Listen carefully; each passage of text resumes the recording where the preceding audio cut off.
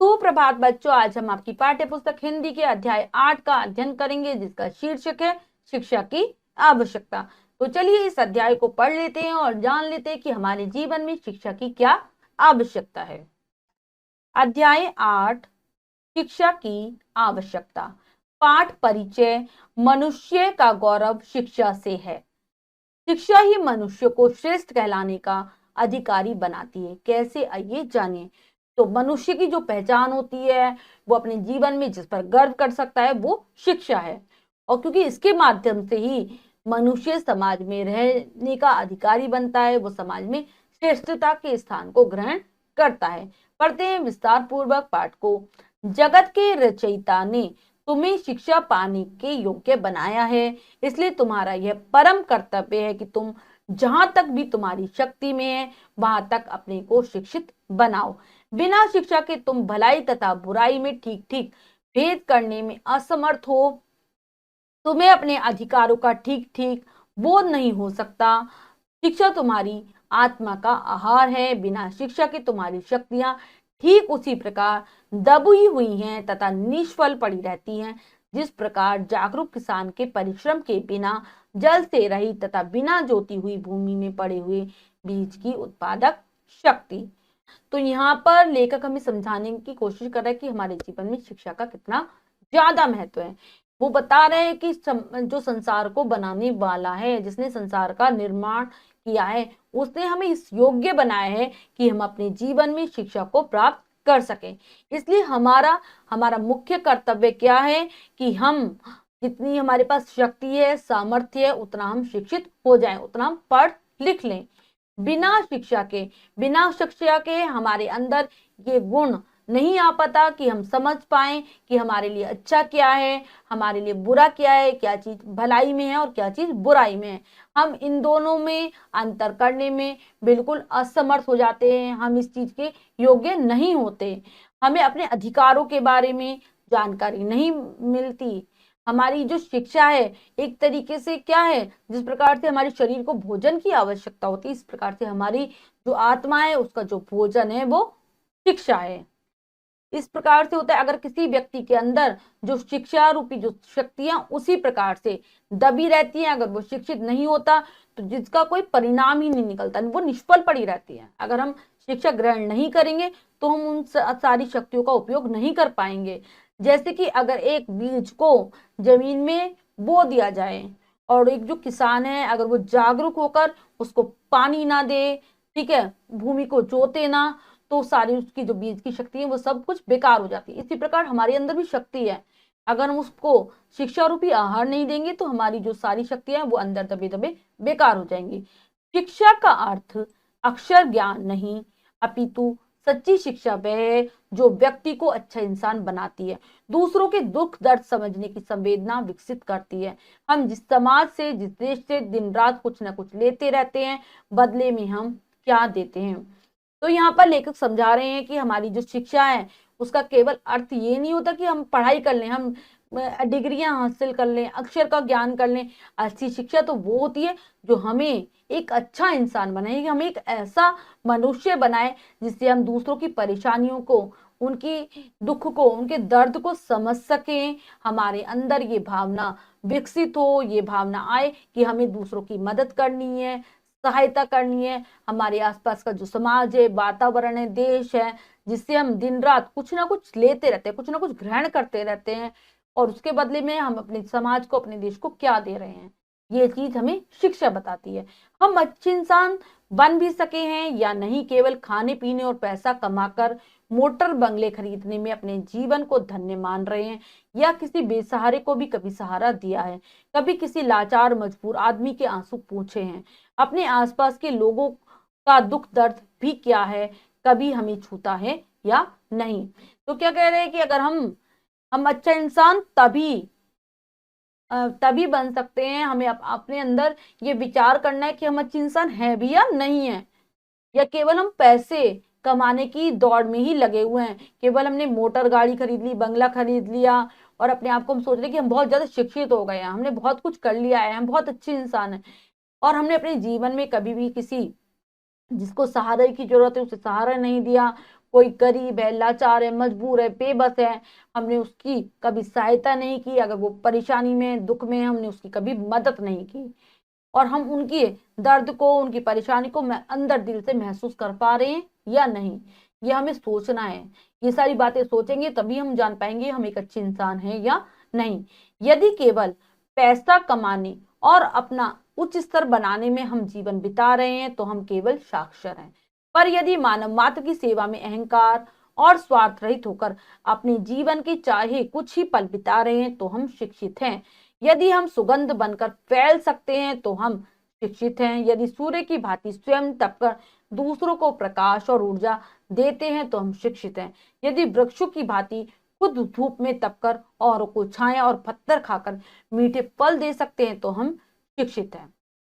और अगर हम केवल पैसा कमाने की दौड़ में शामिल हैं, केवल हम अपने स्तर को ऊंचा कर रहे हैं, केवल हम अच्छा जीवन व्यतीत कर रहे हैं, दूसरों के लिए कुछ भी नहीं कर रहे हैं, किसी की कोई मदद नहीं कर रहे हैं, तो केवल हम क्या कहे जाएंगे? हम केवल साक्षर कहे जाएंगे, केवल पढ़े लिखे कहे जाएंगे। क्योंकि अगर हमने मानव की कोई सेवा ही नहीं की, हमेशा अपने घमंड में रहे, अपने अहंकार में रहे, और हमारे अंदर स्वार्थ की भावना है, तो हम कुछ भी कर रहे हैं, ठीक है, अपना जीवन इस सारी चीजों में लगा रहे हैं, तो हमें शिक्षित नहीं कहा जा सकता।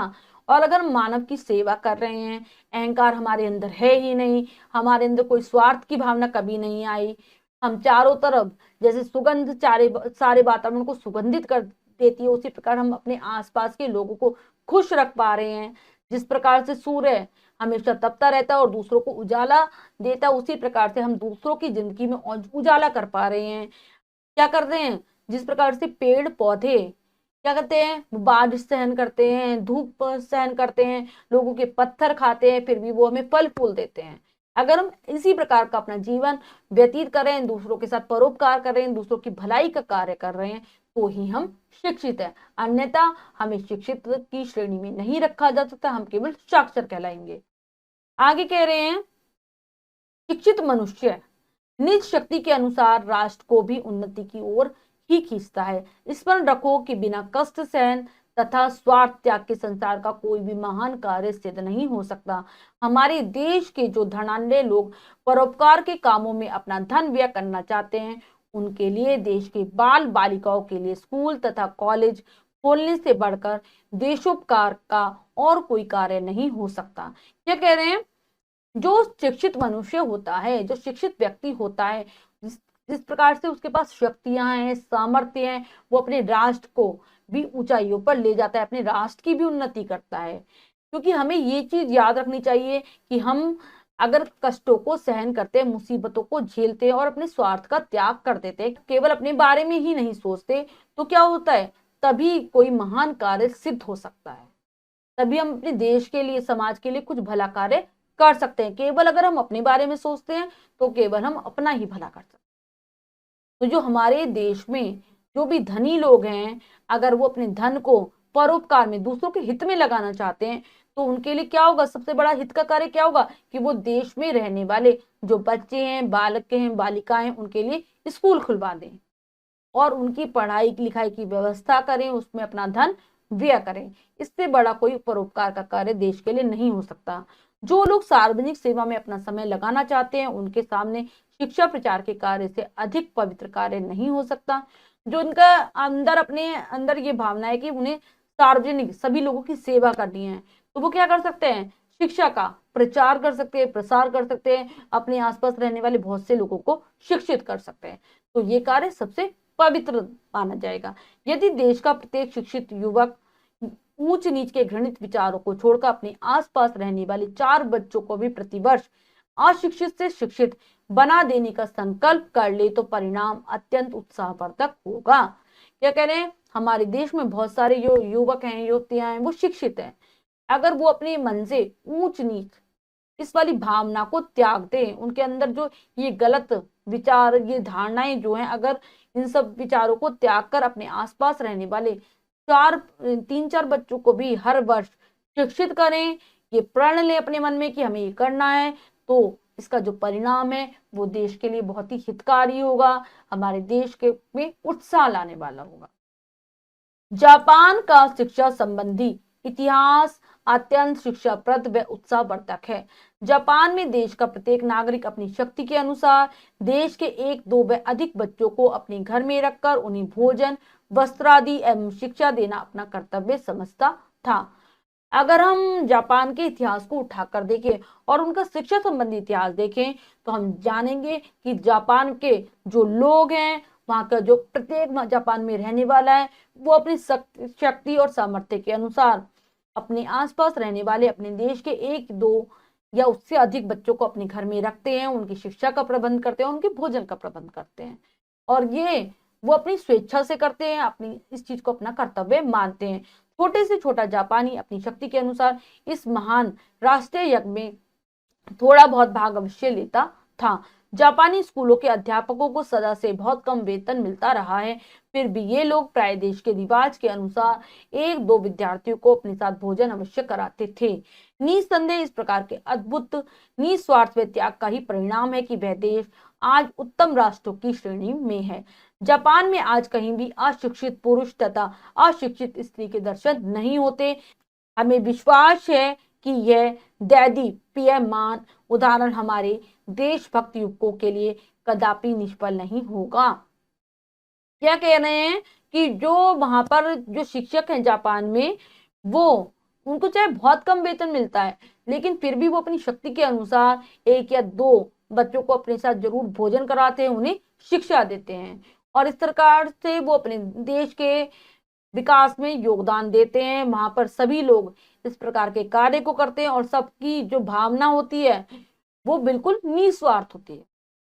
उनकी इस भावना का ही परिणाम है कि जो उनका आज देश है वो संसार के विकसित देशों की श्रेणी में आता है। उनका देश आजकल जिस श्रेणी को प्राप्त कर रहा है, जिस प्रकार की ऊंचाइयों को छू रहा है, वो वहां के नागरिकों का कि इस जो भावना का, देश के प्रति जो भक्ति है, देश के प्रति जो प्रेम की भावना, उसी का परिणाम है।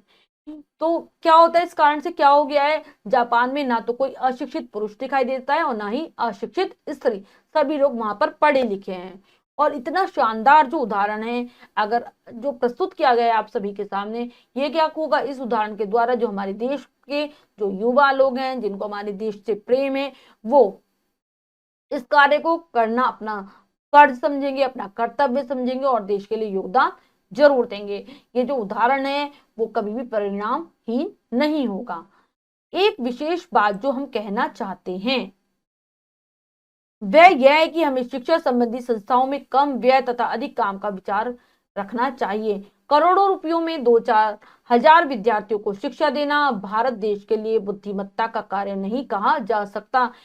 और ये बात बताने की कोशिश कर रहा है लेखक कि हम अगर शिक्षा देना चाहते हैं विद्यार्थियों को, तो जो संस्थाएं, जो हम बड़ी बड़ी संस्थाएं बना देते हैं, बड़ी बड़ी जो बिल्डिंग इमारतें जो खड़ी कर देते हैं और उसमें केवल कुछ ही विद्यार्थियों को शिक्षा प्रदान की जाती है, तो ये कोई बुद्धिमानी का कार्य नहीं है कि इतनी बड़ी बड़ी इमारतें बनाई जाए, उनमें इतना ज्यादा पैसा व्यय किया जाए और फिर शिक्षा दी जाए। बल्कि शिक्षा का उद्देश्य तो कि ज्यादा से ज्यादा लोगों को शिक्षा दी जाए और कम से कम उनसे पैसा लिया जाए।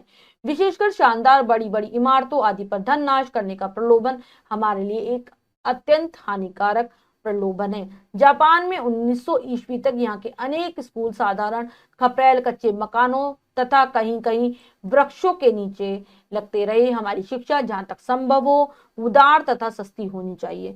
वस्तुतः वही शिक्षा कहलाने के योग्य है जो हमें उदार तथा मनस्वी बनाती है, हमारे हृदयों में देश प्रेम, ऐक्य तथा स्वार्थ भावना, स्वार्थ त्याग का संचार करती है। यही शिक्षा का वास्तविक उद्देश्य है। क्या कह रहे हैं, अगर हम बड़ी बड़ी इमारतें बना देते हैं और उसमें कुछ धनी वर्ग के बच्चों को पढ़ाते हैं तो एक तरीके से क्या, ये तो शिक्षा का लालच है। बल्कि जापान में क्या होता है, वहां पर 1900 तक तो यही चलता रहा, जब जापान विकसित देशों की श्रेणी में नहीं था। वहां पर जो स्कूल है वो बहुत ही साधारण बनाए जाते थे, खपरेल के नीचे कच्चे मकानों में बच्चों के पढ़ने की व्यवस्था की जाती थी, जो कि बहुत ही सादगी से भरा था। कहीं कहीं पर तो वृक्षों के नीचे ही स्कूल लगाए जाते थे। तो हमें उनसे, जापानियों से इस बात की भी शिक्षा लेनी चाहिए कि हम अपनी शिक्षा को ऐसी बनाएं कि वो सभी के लिए समान हो, सस्ती हो, जिससे हर व्यक्ति आकर ऐसे संस्थानों में शिक्षा ग्रहण कर सके। क्योंकि शिक्षा तो वास्तव में वही है जो व्यक्ति को क्या बनाए, उदार बनाए, मन से मन से अच्छा करे, मनस्वी बनाती है और हमारे जो बच्चों के हृदय में, विद्यार्थियों के हृदय में प्रेम की भावना, एकता की भावना और स्वार्थ त्याग की भावना का उदय करती है। अगर ऐसी संस्थाएं हो जहां पर ऐसी शिक्षा दी जाए तो यही शिक्षा का हमारा उद्देश्य है। लेकिन आजकल हमारे जो देश है, भारत है, उसमें ऐसा नहीं हो रहा। बड़े बड़े संस्थान बनाए जा रहे हैं, बड़ी बड़ी इमारतें बनाई जा रही जहां पर महंगी से महंगी शिक्षा प्रदान की जा रही है। तो इससे क्या हो रहा है, हमारे देश में जो भेदभाव की स्थिति है वो बढ़ती जा रही है, क्योंकि कुछ वर्ग के लोग ही वहां जाकर शिक्षा ग्रहण कर पाते हैं। और पाठ के जो लेखक हैं वो हैं गणेश शंकर विद्यार्थी। तो इस पाठ का जो उद्देश्य है बच्चों, यही बताना है कि हमें शिक्षित बनना है, साक्षर नहीं बनना, सभी लोगों को समान दृष्टि से देखना है, भेदभाव की भावना को मिटाना है। हमें आसपास अगर ऐसे व्यक्ति दिखाई देते हैं जिनको सहायता की जरूरत है, मदद की जरूरत है, उनकी हमें सहायता करनी है, तभी हम शिक्षा के वास्तविक उद्देश्य को प्राप्त कर सकेंगे। अब हम पाठ के शब्दार्थ कर लेते हैं। परम, मुख्य, निष्फल, परिणामहीन, घृणित, घृणा करने योग्य, कदापि, कभी नहीं, शिक्षित, पढ़ा लिखा, धनाढ्य, धन, संकल्प, प्रण, प्रलोभन, लालच, असमर्थ, जो समर्थ न हो, सार्वजनिक, सबसे संबंध रखने वाला, दैदीप्यमान, शानदार। तो सभी बच्चे पाठ के शब्दार्थों को कंठस्थ करेंगे जिससे आपको पाठ समझने में आसानी रहेगी। अब हम पाठ का अभ्यास कार्य कर लेते हैं। पहला प्रश्न है, बहुविकल्पीय प्रश्न में से सही उत्तर वाले गोले को रंगिए। तो बच्चों जहाँ पे यहाँ पर जो प्रश्न है उसमें 4 विकल्प है, 3 विकल्प गलत है, 1 विकल्प सही है। हमें सही विकल्प को चुनना है और उसके गोले को रंग देना है। तो चलिए कर लेते हैं। बिना शिक्षा के हमारी शक्तियां कैसी रहती हैं? निष्फल, सफल, निष्क्रिय, इनमें से कोई नहीं। तो वो रहती है निष्फल। ए विकल्प सही हो जाएगा, लगाएंगे ए विकल्प पर। बेसहारे को क्या दिया है? भोजन, वस्त्र, सहारा, मकान। तो बेसहारे को क्या दिया है? सहारा। सी विकल्प सही है, लगाएंगे सी विकल्प पर। हमें किसका अधिक विचार रखना चाहिए? काम का, नाम का, दाम का, दान का। तो हमें सबसे अधिक विचार करना चाहिए काम का। तो ए विकल्प सही है, लगा देंगे ए विकल्प पर।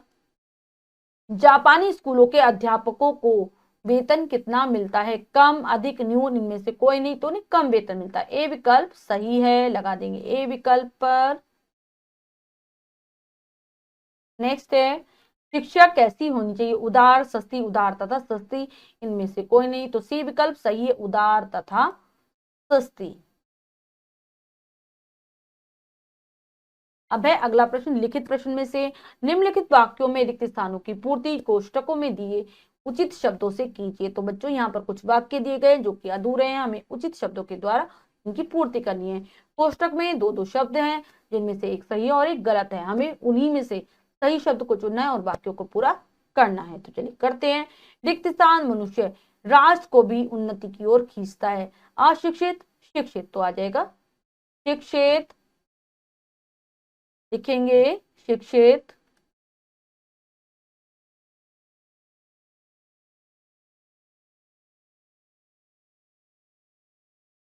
शिक्षा प्रचार के कार्य से अधिक रिक्त स्थान कार्य नहीं हो सकता। तो पवित्र।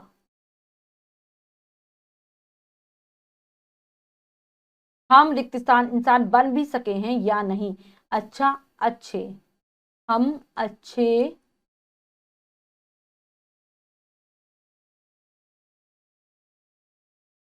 तुम्हें अपने रिक्त स्थान का ठीक ठाक बोध नहीं हो सकता। तो तुम्हें अपने अधिकारों, तुम्हें अपने अधिकारों का, अगर तुम शिक्षित नहीं हो तो तुम ये नहीं जान पाओगे कि तुम्हारे अधिकार क्या हैं। तो अधिकारों का। हमारे देशभक्त के लिए निष्फल नहीं होगा। तो हमारे देशभक्त युवकों, युवकों। अब हमारा जो अगला प्रश्न है, निम्नलिखित वाक्यों के सामने पाठ के अनुसार क्रमांक लिखिए। तो बच्चों यहाँ पर कुछ वाक्य दिए गए हैं, हमें उनको क्रमांक देना है जिस प्रकार से वो पाठ में आए हैं। तो पहले वाक्यों को पढ़ लेते हैं। यही शिक्षा का वास्तविक उद्देश्य है। जगत के रचयिता ने तुम्हें शिक्षा पाने के योग्य बनाया है। भूमि में पड़े हुए बीजों की उत्पादक शक्ति। तुम भलाई तथा बुराई में ठीक ठीक भेद करने में असमर्थ हो। तो परिणाम अत्यंत उत्साहवर्धक होगा। तो सबसे पहला में आ जाएगा 5, फिर 1, 3, 2 और 4। तो हमने इन वाक्यों को क्रमांक दे दिए हैं। अब है अगला प्रश्न, निम्नलिखित प्रश्नों के उत्तर दीजिए। तो इन प्रश्नों के उत्तर आपको स्वयं करने, ये कार्य आप अपनी अभ्यास पुस्तिका में कर लेंगे। पाठ को ध्यान पूर्वक पढ़ेंगे तो आपको इन प्रश्नों के उत्तर आसानी से मिल जाएंगे। तो बच्चों, आज हमने जाना पाठ के माध्यम से शिक्षा के वास्तविक उद्देश्यों को, कि किस प्रकार के व्यक्तियों को शिक्षित और किस प्रकार के व्यक्तियों को केवल साक्षर कहा जाता है। और सबसे पहले हमें जीवन में अपने आप की ये पहचान करनी है, हम शिक्षित हैं या फिर साक्षर हैं। आशा करती हूँ आपको पाठ अच्छे से समझ आ गया होगा। पाठ का अभ्यास कार्य पूर्ण कर लेंगे और शब्दार्थों को याद कर लेंगे। मिलते हैं अगली कक्षा में नए पाठ के साथ। तब तक के लिए स्वस्थ रहिए, प्रसन्न रहिए। धन्यवाद।